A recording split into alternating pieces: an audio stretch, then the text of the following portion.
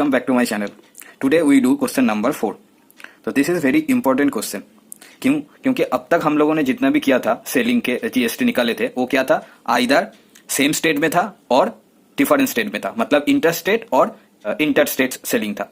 लेकिन यहाँ पे दोनों ही हो रहा है, तो इसका जो कैलकुलेशन है वो हम कैसे करेंगे. तो चलिए वीडियो को स्टार्ट करते हैं. तो सबसे पहले हम क्वेश्चन को धीरे धीरे पढ़ के उसका डायग्राम बना लेंगे, उसके बाद स्टेप वाइज हम सॉल्व करेंगे. तो Mrs Selim biscuit manufacturer buys a raw goods worth rupees this from different market within the state. अभी मैन्युफैक्चरर, तो biscuit manufacturer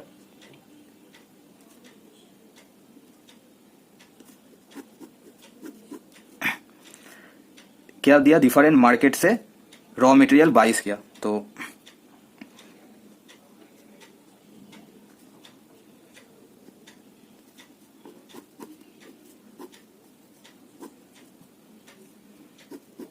raw material buys किया. देन और यहाँ के सेलिंग प्राइस कितना है दिया हुआ है 140,000 having GST at the rate 5%. तो यहाँ पे जीएसटी कितना है 5%. अभी ये क्या है, विद इन द स्टेट, मतलब सेम स्टेट, मतलब सेम स्टेट. नेक्स्ट क्या बोल रहा है, ही sold packet biscuits of rupees this in the markets of the neighbouring state. तो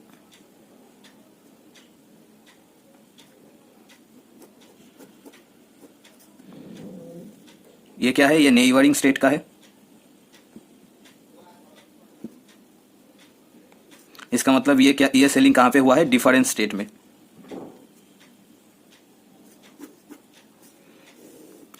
तो मैन्युफैक्चरर ने रॉ मटेरियल खरीदा अपने जो जिस स्टेट में ये मैन्युफैक्चर है उसी स्टेट में, और दूसरे वाले नेबरिंग स्टेट में, उसको जो बाजू में जो स्टेट होगा उस स्टेट का जो एक मार्केट में वहां पे जाके बेच दिए. ठीक है, तो ये वाला क्या हो गया, ये वाला हो गया सेम स्टेट में. इसका मतलब यहाँ पे हम सीजीएसटी एंड एसजीएसटी निकालेंगे. या ये हो गया डिफरेंट स्टेट में, इसका मतलब यहाँ पे हम आईजीएसटी निकालेंगे. तो यहाँ पे मेरा सेलिंग प्राइस कितना दिया हुआ है 210,500 and the rate of GST of the packet biscuit is 12. तो GST 12%. Find the amount of IGST payable by him. तो देखो, तो सबसे पहले यहाँ पे सेम स्टेट में हो रहा है, मतलब सीजीएसटी और एसजीएसटी निकालेंगे. तो सीजीएसटी इक्वल टू 5/2, इसका हाफ हो जाएगा 2.5. तो 5/2 इंटू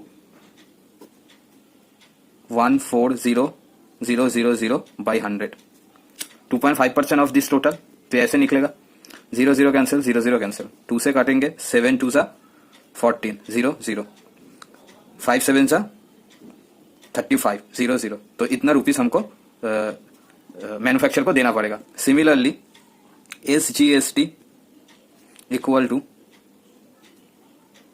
5/2% ऑफ 140,000. तो 5/2 इंटू 140,000 बाई 100. सिमिलरली ये कैलकुलेशन करने पे आएगा ₹3500. नाउ अभी यहाँ पे एक स्टेट से दूसरे स्टेट में सेलिंग हुआ, तो इसका मतलब यहाँ पे क्या होगा, यहाँ पे आईजीएसटी निकालेंगे. Therefore IGST equal to 12% of this one 210,500 equal to 12/100 into 210,500, 0 cancel. तो 5 12 सा 60, 12 1 सा 12, 2 1 12 2 सा 24 25. तो आईजीएसटी हुआ, आईजीएसटी पेड करना पड़ेगा 25,260. अभी स्टोरी अच्छे से समझ लो. मैन्युफैक्चरर ने सेम स्टेट का एक मार्केट से रॉ मटेरियल खरीदने के वक्त इन्होंने क्या किया, 3500 S CGST and 3500 S SGST जिससे खरीदा उसको दिया. ये तो पेमेंट करेगा ही, उसके साथ ये जीएसटी दे रहा है. अभी ये जो जीएसटी कलेक्ट हुआ, तो ये दो जीएसटी जिसने कलेक्ट किया उसने ये पूरा जीएसटी गवर्नमेंट के पास देगा. इतना सेंड कर देगा सेंट्रल गवर्नमेंट के पास और इतना सेंड कर देगा स्टेट गवर्नमेंट के पास. अभी इसके बाद क्या हुआ, इसके बाद मैन्युफैक्चरर ने इस रुपीस में नेबरिंग स्टेट का एक मार्केट में जाके सेल कर दिया. इसका मतलब क्या, डिफरेंट स्टेट में जाके सेल कर दिया. तो सेल करने के बाद मैन्युफैक्चरर ने आईजीएसटी के रूप में कितना कलेक्ट किया, इतना रुपीस. समझ आया. अभी इसमें और मैन्युफैक्चरर ने भी कुछ जीएसटी दिया था, कुछ टैक्स दिया था। अभी इन दोनों में बैलेंस होके जो बच जाएगा वो वाला क्या करेंगे, मैन्युफैक्चरर गवर्नमेंट के पास सेंड करेगा। समझ आया? तो देखो इसके बाद क्या हो रहा है, देयरफॉर यहाँ पे टोटल टैक्स हम निकाल लेते हैं। टोटल टैक्स जो मैन्युफैक्चरर ने जिससे खरीदा उसको दिया या उसने कलेक्ट किया मैन्युफैक्चरर से।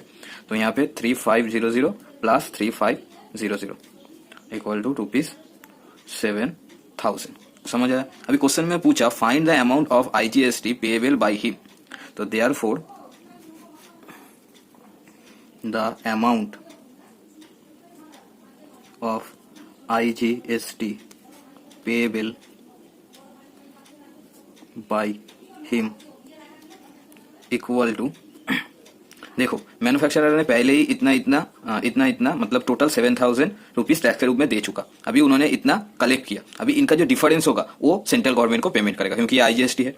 तो ₹25260 माइनस 7,000, तो मेरा कितना आएगा यहाँ पे 260 7 8 9 10 11 12 13 14 15 8 1 18260। तो इतना रुपीज IGST के रूप में मैन्युफैक्चर सेंट्रल गवर्नमेंट को पेमेंट करेगा। समझ आया?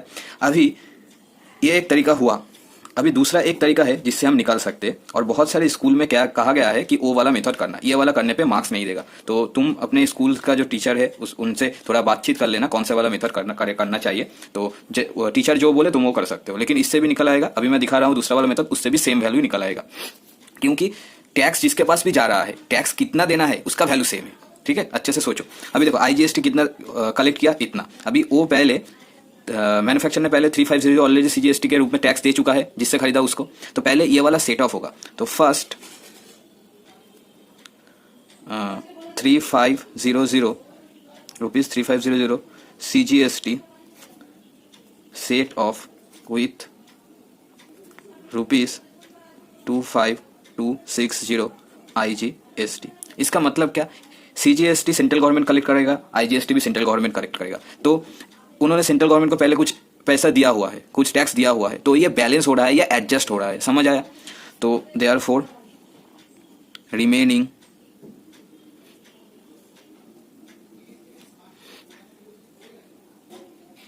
Collected IGST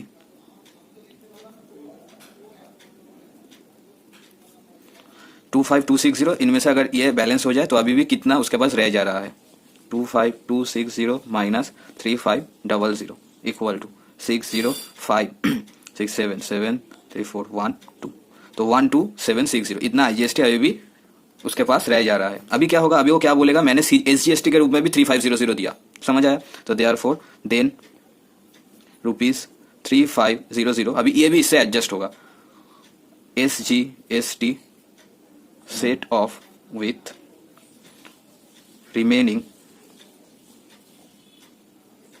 collected IGST equal to then IGST। तो therefore IGST payable equal to, देखो ये बच गया था 21760।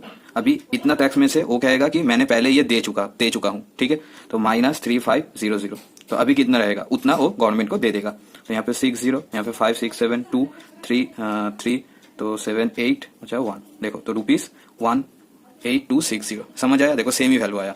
तो यही बात है, तो ऐसे हम कर सकते हैं और एक्चुअल में यही होता है। जो भी मैन्युफैक्चरर या डीलर कोई भी होता है वो क्या करता है, अगर कुछ डिफरेंस मतलब दोनों ही सेलिंग हुआ, इंटरस्टेट एंड इंटरस्टेट हो गया, तो क्या करेंगे, ठीक है। तब वो लोग क्या करते हैं, वो लोग धीरे धीरे बैलेंस करते हैं, मतलब एडजस्ट करते हैं। तो जितना देना था, मतलब जितना देना होगा उसमें से क्या करेंगे, ये वाला कहेगा कि मैंने पहले दे दिया तो ये वाला माइनस करो, माइनस करने पे इतना आया। अभी उसके बाद कहेगा मैंने SGST के रूप में भी तो इतना टैक्स दिया, तो वो भी माइनस करना। तो वो पूरा करने के बाद वो देखेगा कि मेरे पास टैक्स इतना बच चुका है, अभी ये वाला टैक्स वो सेंट्रल गवर्नमेंट को दे देगा। समझ आया? तो सेंट्रल गवर्नमेंट पूरा ही टैक्स उसके पास आ रहा है, इतना टैक्स मैन्युफैक्चरर दे रहा है, और मैन्युफैक्चरर जिससे खरीदा था उससे ये वाला और ये वाला total 7,000 rupees central government collect कर रहा है, मतलब टैक्स जा रहा है। तो टोटल टैक्स देखो, तो इनको ऐड करने पे इतना ही टैक्स आता है। समझ आया? तो आई होप आप लोगों को ये अच्छा लगा। अभी एक बात यहाँ पे एक है कि यहाँ पे पहले क्या हो रहा था, पहले सेम स्टेट में सेलिंग हुआ, उसके बाद डिफरेंट स्टेट में सेलिंग हुआ। ऐसा भी हो सकता है पहले डिफरेंट स्टेट में हो और उसके बाद सेम स्टेट में हो, तो प्रोसीड्योर सेम है। तो ऐसे भी हम निकालेंगे तो भी आएगा, ऐसे भी निकालेंगे तो भी आएगा, लेकिन बहुत सारे स्कूल ये वाला मेथड प्रेफर करते हैं। तो करने से पहले पूछ लेना और उसके हिसाब से कर लेना। Thank you. और अगर आप लोगों को ये वीडियो अच्छा लग रहा है, आपको इससे कुछ हेल्प हो रहा है, तो लाइक कीजिए, शेयर कीजिए एंड सब्सक्राइब करना मत भूलना। बेल आइकन को प्रेस करना फॉर आवर न्यू अपडेट्स।